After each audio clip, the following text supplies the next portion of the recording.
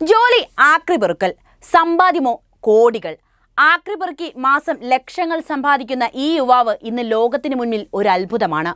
ഇന്ന് പറയുന്നത് ആ ചെറുപ്പക്കാരനെ കുറിച്ചാണ്. കുപ്പയിൽ നിന്ന് മാണിക്യം കണ്ടെത്തിയ കോടീശ്വരനെ കുറിച്ച്.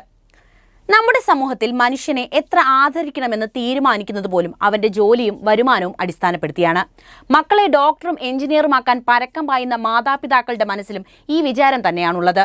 എന്നാൽ ആ സമൂഹത്തിന് മുന്നിലാണ് ഒരു യുവാവ് ആക്രി പെറുക്കി ലക്ഷങ്ങൾ സമ്പാദ്യമുണ്ടാക്കിയിരിക്കുന്നത്. അയാൾ നമ്മളെപ്പോലെ ഒരു സാധാരണക്കാരൻ തന്നെയാണ്. പക്ഷേ അയാൾക്ക് കുപ്പയിലെ മാണിക്യത്തെ കണ്ടെത്താൻ സാധിക്കുമെന്ന് മാത്രം. ഇന്ന് പറയുന്നത് ആ മനുഷ്യനെ കുറിച്ചാണ്. അതിനു മുൻപ് ഒരു ചോദ്യം: നിങ്ങൾക്ക് ആർക്കെങ്കിലും ജോലിയുടെ പേരിൽ ഇത്തരത്തിൽ സമൂഹത്തിൽ പ്രശ്നം നേരിടേണ്ടി വന്നിട്ടുണ്ടോ? അനുഭവങ്ങൾ എന്തുതന്നെയായാലും കമന്റ് ചെയ്യൂ. നമുക്ക് നേരെ വീഡിയോയിലേക്ക് പോകാം. നമുക്ക് ചുറ്റുമുള്ള മിക്ക സ്ഥലങ്ങളിലും നിത്യേന എത്രയെത്ര മാലിന്യങ്ങളാണ് കൊണ്ടുവന്ന് തള്ളുന്നത്. ഇത്തരത്തിൽ വലിച്ചെറിയപ്പെടുന്ന ഉപയോഗശൂന്യമായ സാധനങ്ങളിൽ വീണ്ടും ഉപയോഗിക്കാൻ കഴിയുന്ന പല വസ്തുക്കളും കണ്ടെത്താറുണ്ട്. ഈ സാധനങ്ങളുടെ ഏറ്റവും വലിയ ആവശ്യക്കാരാണ് ആക്രി കച്ചവടക്കാർ. പലപ്പോഴും ആക്രി പെറുക്കുന്ന ജോലിയെ വില കുറച്ച് കാണുന്നവരാണ് നമ്മുടെ സമൂഹത്തിലുള്ളവർ. എന്നാൽ ആക്രിയെ അത്ര വില കുറച്ച് കാണരുതെന്ന് പഠിപ്പിക്കുന്നതാണ് ലിയനാർഡോ ഉർബാനോയുടെ ജീവിതം. ആക്രി പെറുക്കി ജീവിച്ച അവൻ ഇന്ന് ലക്ഷപ്രഭുവാണ്.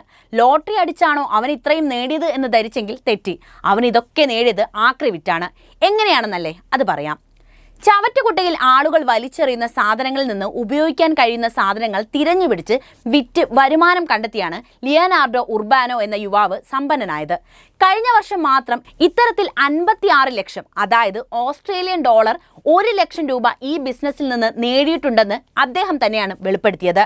ഓസ്ട്രേലിയയിലെ സിഡ്നിയിലെ തെരുവോരങ്ങളിൽ വലിച്ചെറിയപ്പെട്ട മാലിന്യങ്ങളിൽ നിന്ന് ഉർബാനോ തനിക്ക് ആവശ്യമുള്ള സാധനങ്ങൾ പെറുക്കിയെടുക്കുകയാണ് പതിവ്. ആ മാലിന്യ കൂമ്പാരത്തിൽ നിന്ന് മാണിക്യം ലഭിക്കാൻ തുടങ്ങിയതോടെ പൂർവാധികം ശക്തിയോടെ ഈ ബിസിനസ്സിൽ അയാൾ ശോഭിച്ചു തുടങ്ങി. ഇതിനായി എല്ലാ ദിവസവും രാവിലെ അദ്ദേഹം തന്റെ സൈക്കിളിലോ കാറിലോ സാധനങ്ങൾ തേടിപ്പോകും. ഉപയോഗശൂന്യമായ സാധനങ്ങൾ ഒഴിവാക്കാൻ പൗരന്മാർക്ക് അവസരം നൽകുന്ന പരിപാടികൾ ഓസ്ട്രേലിയയിലെ പ്രാദേശിക കൗൺസിലുകൾ വർഷാവർഷവും സംഘടിപ്പിക്കാറുണ്ട്. ഇത്തരം സാഹചര്യങ്ങളിൽ ആളുകൾ അവരുടെ ഫർണിച്ചറുകൾ അടക്കം പല വീട്ടു സാധനങ്ങളും ഉപേക്ഷിക്കുകയും ചെയ്യാറുണ്ട്. ഇങ്ങനെ ഉപേക്ഷിക്കപ്പെട്ട സാധനങ്ങളിൽ നിന്ന് ഉർബാനോയ്ക്ക് ബാഗുകൾ, സ്വർണ്ണാഭരണങ്ങൾ, കോഫി മെഷീൻ തുടങ്ങി വിലപിടിപ്പുള്ള പല സാധനങ്ങളും ലഭിച്ചിട്ടുണ്ടെന്നും പറയപ്പെടുന്നു. ആളുകൾക്ക് പുതിയ സാധനങ്ങൾ ലഭിക്കുമ്പോൾ അവർ കയ്യിലുള്ള പഴയ സാധനങ്ങൾ തെരുവുകളിൽ ഉപേക്ഷിക്കുന്നത് കണ്ടിട്ടുണ്ടെന്നും ഉർബാനോ പറഞ്ഞു. ഇങ്ങനെ ലഭിക്കുന്ന സാധനങ്ങൾ ഇദ്ദേഹം നന്നായി വൃത്തിയാക്കി അതിന്റെ എല്ലാ പ്രശ്നങ്ങളും പരിഹരിച്ച ശേഷമാണ് വിൽക്കുന്നത്. ഓരോ ദിവസവും ശേഖരിക്കുന്ന സാധനങ്ങൾ തന്റെ അപ്പാർട്ട്മെന്റിലേക്ക് കൊണ്ടുവരികയും ഇതിലെ കുറച്ചിനങ്ങൾ ഫേസ്ബുക്ക് മാർക്കറ്റ് പ്ലേസ് പോലുള്ള പ്ലാറ്റ്ഫോമുകളിൽ ഉർബാനോ വിൽക്കുകയും ചെയ്യാറുണ്ട്. സ്ഥലപരിമിതി കാരണം 1-2 ആഴ്ചകൾക്കുള്ളിൽ തന്നെ കയ്യിലുള്ള സാധനങ്ങൾ വിറ്റു തീർക്കാനും ശ്രമിക്കുകയും ചെയ്യും. അടുത്തിടെ അദ്ദേഹത്തിന് ലഭിച്ച ഒരു ഫെൻഡി ബാഗ് ഏകദേശം $200 വിറ്റുപോയത്.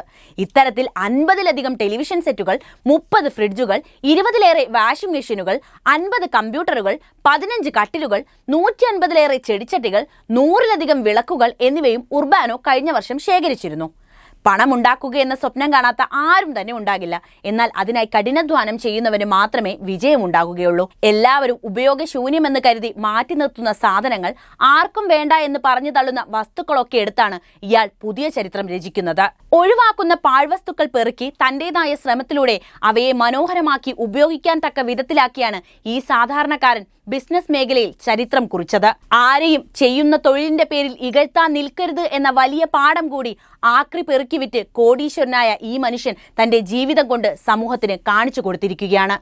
അപ്പോൾ ഈ ചെറുപ്പക്കാരന്റെ കഥ ഇഷ്ടമായെങ്കിൽ വീഡിയോ ലൈക്ക് ചെയ്യാനും ഷെയർ ചെയ്യാനും ശ്രദ്ധിക്കുമല്ലോ.